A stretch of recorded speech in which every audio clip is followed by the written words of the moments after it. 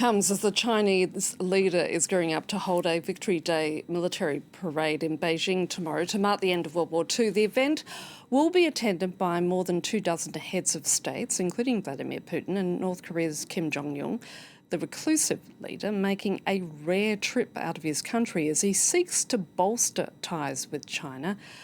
A meeting is potentially on the cards with also Vladimir Putin, who at the same time has been eagerly met by Eurasian leaders at the summit, hoping to ease his isolation over the war in Ukraine. Joining me now from London is Dr Rasmus Nilsson, a Russia specialist from University College London. Rasmus, thank you so much for your time. You've heard what the two leaders have to say about each other, and of course they're meeting, I think, for the 45th time. So how would you describe their current relationship status? Well, the current relationship status is, of course, based on mutual interests rather than some sort of mutual long-term alignment. Both of them are gaining, both Xi Jinping and Vladimir Putin are gaining from working together as things stand. But there's no doubt about it that in the current relationship, unlike what may have been the case some years past, in the current relationship, China is the stronger party.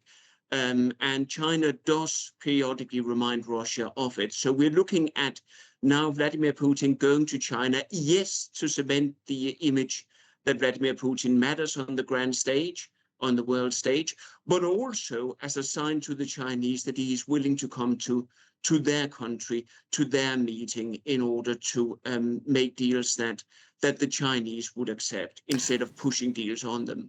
So is it fair to say, however, that this summit shows Vladimir Putin is being brought in from the cold, so to say? Well, if you're looking at to some extent, I take your point, but if you look at some of the leaders at this meeting, I'm not sure they ever pushed Putin completely out into the cold. Having said that, however, it is very important for Vladimir Putin, as you indicate, it's very important to show the world, show the global south, if you like, but also to show the West and to show the Russian population that Vladimir Putin can sit at the high tables. And when you're sitting with China and India in particular, you know, that shows that you have some international importance. So yes, this is definitely part of it. And so as a result, has he actually gained from attending this gathering? He has, there are two ways of gaining, you can say. On the one hand, there can be sort of specific material gains in terms of trade agreements, energy agreements, so on and so forth. And I'm sure we'll see some more comments coming out from that, particularly between the Russians and the Chinese. But the main thing to look out for here is what he, that is Vladimir Putin, hopes to gain diplomatically. And yes, he has probably gained some, at least in the shorter term, by showing that his country and he still matters. Having said that, though, for some time now, Russian elites have been uncomfortable with Russia's increasing dependence on China. And that, you know, uncomfortableness does not show any sign of disappearing. That will remain. Certainly the final communique made no mention whatsoever about the war in Ukraine. Would that not be seen as a victory for Vladimir Putin? Possibly, but again, I'm not sure. Once Vladimir Putin was part of this summit and once all the preliminary negotiations about what should be discussed at the summit, once all of that had been done, it would have greatly surprised me if China, India, Turkey, or anybody else at the summit would suddenly have brought up the Ukrainian situation. The situation, the case is that the Chinese, for instance, but also the other participants in the meeting, really, they would rather the fighting in Ukraine wasn't going on. But since it is going on, they don't see any reason why they should stick their neck out in favor of Ukraine here. So a victory for Vladimir Putin, well, I think it is to some extent business as usual when it comes to the lack of reaction from the other participants at this summit. I want to come back to the war in Ukraine and as you pointed out, the slightly uneven relationship between Moscow and Beijing. But what does China bring to the table in terms of that ongoing war in Ukraine? Well, in terms of practical benefits for Russia in cooperating with China, you've of course got the Chinese market, for instance, for energy, but also for some other Russian goods. And you've got Russia as an investment place for Chinese companies. Now, all of this helps the Russian economy somewhat, a Russian economy which otherwise has shown a lot of signs of strain in recent years, before 2022 as well, by the way.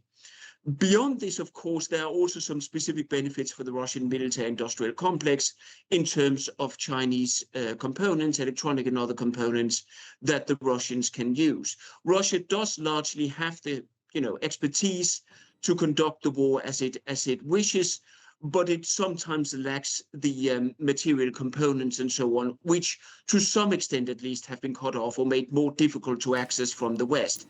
And there China can and does at times step in for a price, of course. The Chinese absolutely charge quite a price from Russia for this. What else do they see eye to eye on? I mean, I think it's fair to say, to some extent, we should take them at face value when both Xi Jinping and Vladimir Putin talk about their wish for a multipolar world, for a wish where, for a world where the Americans, for instance, cannot dominate international proceedings. I should stress, though, that if we're talking China, Russia, and if we can bring in the Americans for a moment here, the three administrations currently sitting in Beijing, Moscow, and Washington all have an interest in dividing the world into spheres of interest. Now, it may be said more openly by the Chinese and by the Russians right now, but the Trump administration is thinking along similar lines, that they would prefer to talk strongman to strongman, if you see what I mean, in order to sort of run hegemonies around the world. So here, China and Russia are seeing eye to eye, certainly, but they are also, to some extent at least, seeing eye to eye with Washington, D.C., unlike, for instance, the way that the Europeans, by and large, see things. And I think that potential rapprochement in terms of spheres of interest, dividing the world into hegemonies, is something that's worth keeping an eye on in the months and years to come. And certainly President Trump's somewhat mercurial behaviour is allowing for closer ties between, Russia and Moscow and others. Well, I would agree with you partly. He certainly can be unpredictable on a number of, if you like, tactical issues. But if you're looking at his strategy, going back to his first presidential term, Donald Trump has been pushing this idea that only some countries matter in world politics. Now, people have been speculating about why Donald Trump has been so accommodating towards Vladimir Putin on a number of instances. I don't think we have to speculate necessarily. Donald Trump has said relatively clearly from his first presidency onwards that he is very comfortable with a world in which the big countries sort matters out in order to create stability rather than some level of international democracy. That seems to work very well with what both China and Russia are promoting right now and have been promoting for quite some years. In short, Rasmus, how would you describe this gathering? Is it merely just a collection of dictators coming together in network, or are there other is there another impact that comes out of such a meeting? What, in fact, how will it impact geopolitics as such? Well, I think, to go with the last bit of your question first, I think it's more reflecting the state of current geopolitics rather than sort of creating something new, if you see what I mean. I think the thing we've got to remember about a summit like this is it is not a sign that we've got some sort of international organization coalescing with these countries. This is a matter of bilateral and, on a few occasions, multilateral relationships between individual countries, individual regimes.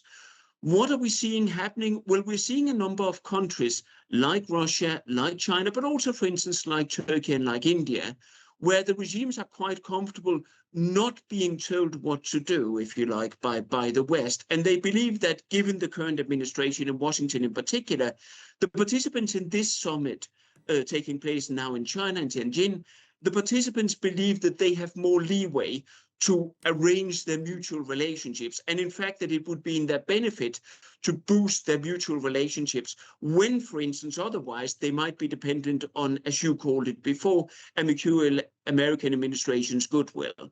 So what we're seeing is more reflection of how a number of countries from outside the Western world, if you like, how these countries and how these regimes are trying to make mutual deals for their immediate and short-term benefit. What this portends in the longer run, however, is much more difficult to see.